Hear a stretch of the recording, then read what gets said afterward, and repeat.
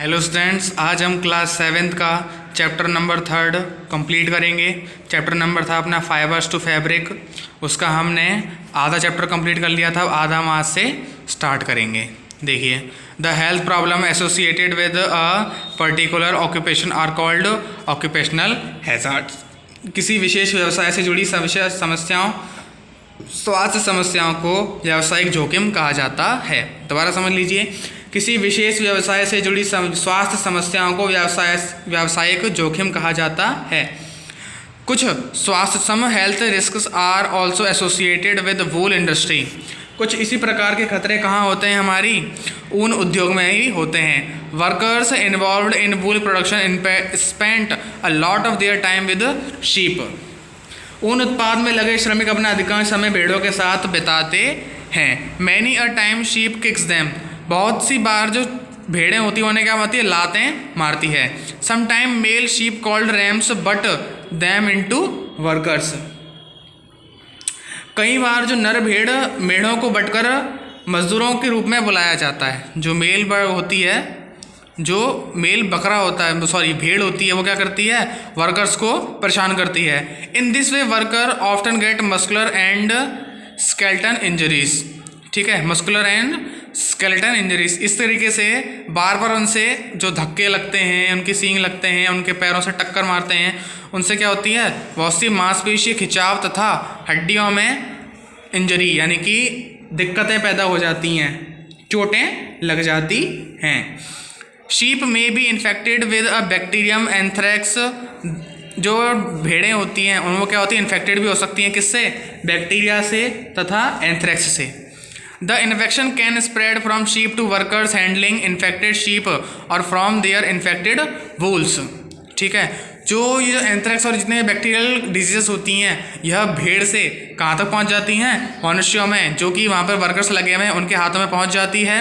The infection causes a fatal blood diseases called sorters disease in humans. मनुष्यों में घातक रोग रक्त रोग का कारण बनता है, संक्रमण, जिसे सॉर्टर रोग भी कहा जाता है। अब पढ़ते हैं हम कैरेक्टरिस्टिक्स ऑफ वूल, यानी कि ऊन के लक्षण। Durability. Wool fabrics are very durable and flexible. जो ऊन से बने उत्पाद होते हैं वो कैसे होते हैं? बड़े ही ड्यूरेबल और फ्लेक्सिबल होते हैं। They can be bent 20,000 times without breaking. इन्हें क्या कर सकता है? गूथा जा सकता है 20,000 बार बिना तोड़े। In comparison cotton breaks after 3,000 bends. लेकिन जो कॉटन होता है वो 3,000 बैंड के बाद ही क्या हो जाता है? टूट जाता है।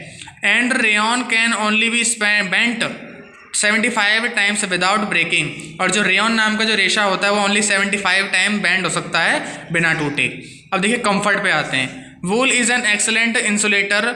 जो होता है, इंसुलेटर का मतलब क्या है? अंदर जो हमारी जो गर्मी रहती है उसको अंदर ही रखे रहता है, उस गर्मी को बाहर नहीं निकलने देता। It keep heats close to the body by trapping still और dead air within the fibres.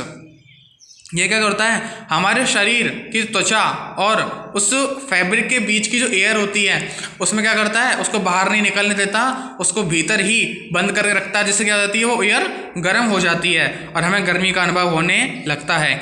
To a certain degree wool is considered water repellent. Small amount of liquid such as spills light air and snow will stay on the surface और run off the fabric. इस line का अर्थ समझिए इस पूरे paragraph का शुरू से।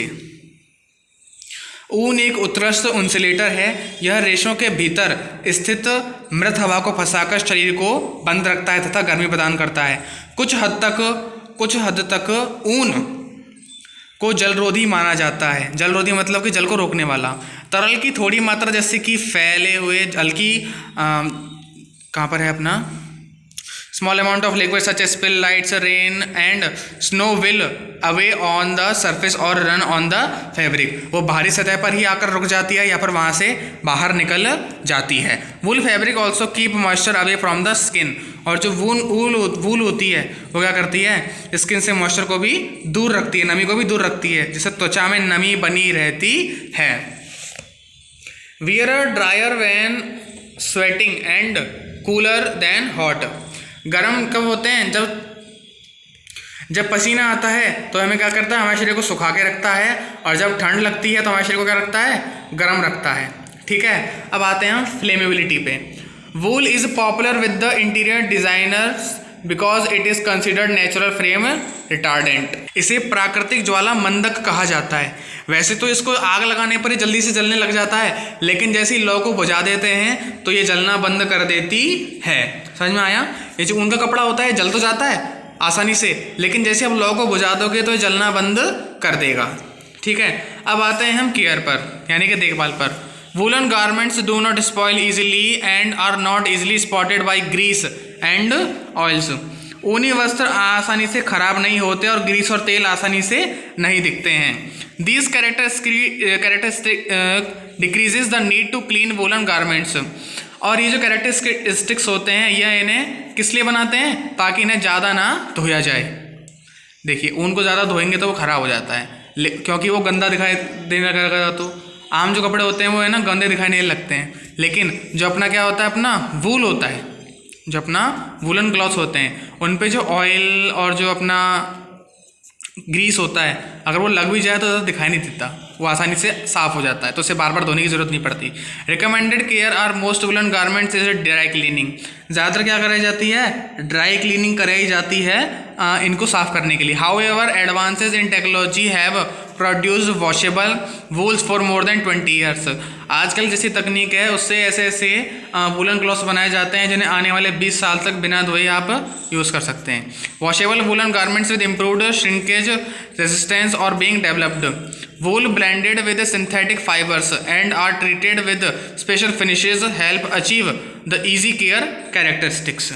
ठीक है, बेहतर सिकुड़न प्रतिरोध के लिए धोने योग्य ऊनी वस्त्र विकसित हो गए हैं। सिंथेटिक फाइबर और मिश्रित WOC, इन सभी से क्या होता है, जो उनके देखिए आसानी से इनकी देखभाल की जाती है। ठीक है, अब आते हैं अपने कॉस्ट पर, यानी कि लागत पर। Woolen garments are not cheap. Woolen garments होते हैं वो क्या होते हैं, ज़्यादा सस्ते नहीं होते। Consequently woollen is considered a luxury fibre. इसलिए उनको क्या कहा जाता है, एक लग्जरी फाइबर माना जाता है, यानी कि महंगा फाइबर माना जाता है। The initial cost of wool garments combined with the cost of dry cleaning makes wool clothing a continual investment. देखिए, उन्हें ड्राई क्लीनिंग में भी वो क्या होता है, उसके अंदर बहुत ज़्यादा उच्च लागत लगती है। सिंथेटिक स्थापन भी होते हैं कई सारे। The high cost of wool clothing has led to a synthetic substitution.